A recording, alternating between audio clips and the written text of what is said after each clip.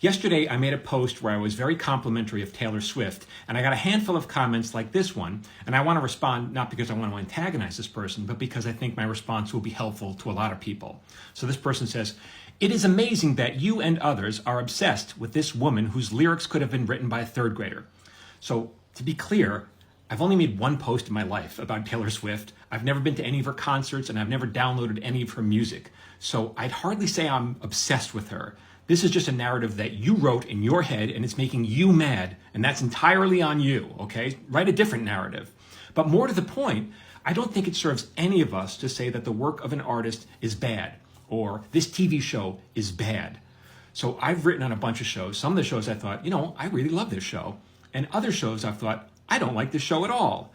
Now you may say, well, that makes me a hack. Why am I writing something that I don't like? Well, sometimes I'm not the intended audience. Some of the shows I've written on were intended for teenage boys. Other shows were intended for middle-aged women. And I'm happy to accept payment to write shows for them that brings them joy. They deserve to have shows they like, and I'm happy to write it for them. Wonderful arrangement. This is like you surfing the TV and saying, Sesame Street is stupid. I already know how to spell red.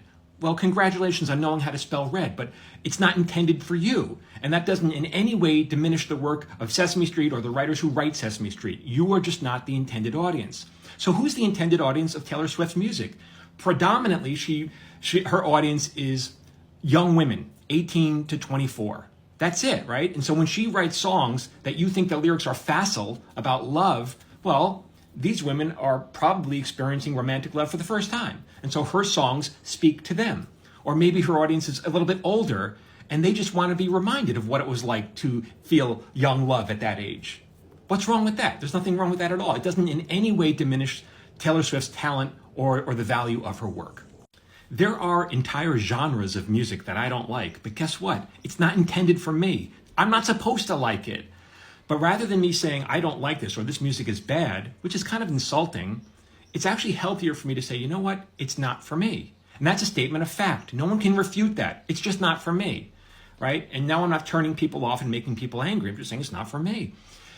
And if I do that, it's actually healthy because then it's saying, well, why do people like this music, right? It allows me to be curious, it opens a window into their world. And I can say, okay, what is it about this music that they like?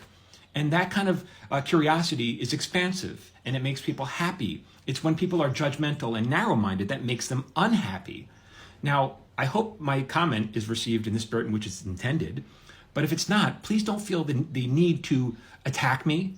Don't feel the need to engage in further debate with me because I don't want to debate. If you want to debate me, you're going to have to book a block of time. I'm going to have to get paid for that. I'm not interested in debating anyone. So if you don't like what I have to say, just say, you know what?